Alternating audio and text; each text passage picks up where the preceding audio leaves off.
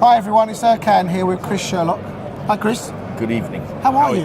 Yes, I'm well brewed. I want to welcome you formally to the London Classic Car Show, Brew. And we're speaking South African because Chris is originally from South Africa. Otherwise, he won't understand a word I'm saying in North London. You're not? But you lived there for I lived there for a while, yeah. White mouth frog? Heard of it. Right, okay, so we're at Excel at the London Classic Car Show. We're on stand CC130. And at the moment, we've got a Ginetta race car and we've got a Lamborghini on show. And we're basically starting to make friends and talk to people. It's the first time at the show for you? Yes, this one. And what struck you about it when you arrived here? The noise of old school F1 cars. Noise of old school F1 cars. So yes. At this show, they do something that I really, really love. Although it's an indoor show, they actually drive the cars, and they was giving giving those cars it a fair bit of willy, yes. Yeah. Wheel spinning and a little bit of dragging up and down the boulevard, they call it. Yes. So there's a lot of really old. Hope the brakes work. Hey, no, the brakes work. Yeah, we hope the brakes work. So far, there's not been a problem.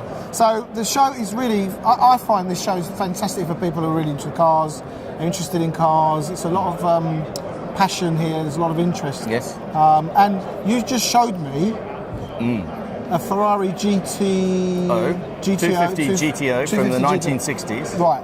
Now, an original is how much now? About 15 million quid, I think the last one went for. 15 million. And Chris basically showed me a picture of it, what he termed a replica, which I would have thought was a kit.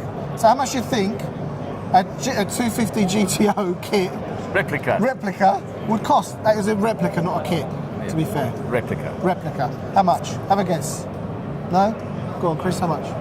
£1 million for a replica. Million. So what's happening with... Look, you've got a good background, a long history in finance and investment. What's happening to the classic car market? Why are people spending that kind of money on these cars?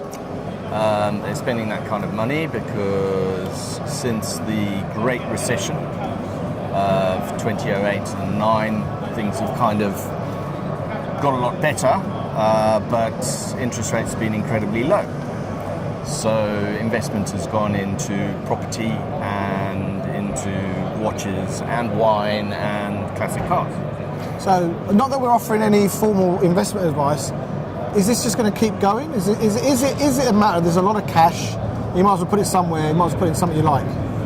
You may as well put it somewhere you like, and if you are an enthusiast and are knowledgeable about your market, probably as you have to be with all investments, then you go for whatever you like. So, for example, as a boy, I sat in a Jaguar XK150 drop-head coupe in Rhodesia when I was a kid, and in time I eventually bought one of those because it was part of my childhood and part of my growing up. And it's part of your dream, part of your passion. So, exactly, and you know there'll be guys who are slightly younger than us, probably, whose poster car on the wall was a Lamborghini Countach, or you know, a Ferrari 512 BB. A bit later on, Porsche Turbo, that kind of stuff. And those are the kind of people who, as they went through life and made some money, probably reverted to their childhood and went, I want one of those, and have gone out and bought one. And do you think, obviously classic car term is a very broad spectrum, but do you think sometimes they're just old cars, really? Do you think they live up to what people expect of them? What do you reckon?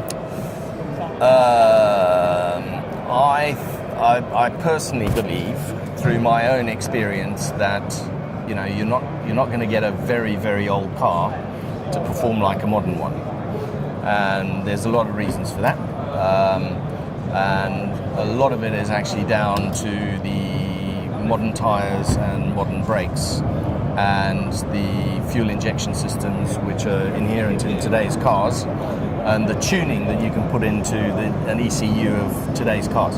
You're not going to get a carburetted V12 Ferrari performing like a modern day car. But if you want to love it and cherish it and basically drive it for what it is and look after it, bring it out on good days, then Why not? Another thing about these sort of cars, people do admire. They look at them, works of art. They were made. Yes. They weren't made or designed in wind tunnels. They were made by people who had an idea about how things work. They used lifetime experience about how to shape a car, how to model it. Yes. Yeah. So look, E-types. E-types. You know, that one over there. Yeah. Classic example. Beautiful of a beautiful, primrose. beautiful primrose yellow motor You car. can't see it, and you won't be able to see it right now. But we'll do a walkabout later.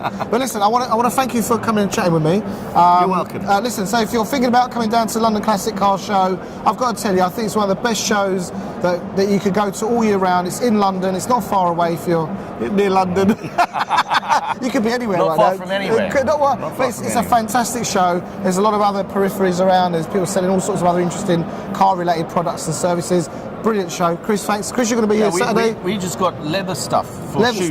Leather stuff for shoes. Which is good for putting on leather upholstery on an old car. You know, there you go. Stuff all over the place. There's something for everyone. So listen, if you think about coming down, stop thinking, book yourself, come down. If you use the code SORMyCar when booking, you'll get 2 tickets for £45. Can't say free with that. We look forward to seeing you. We're on stand CC130 and in the club section. See ya. Take care. Cheap at half the price. Cheap at half the price. Say goodbye. Ciao. Ciao.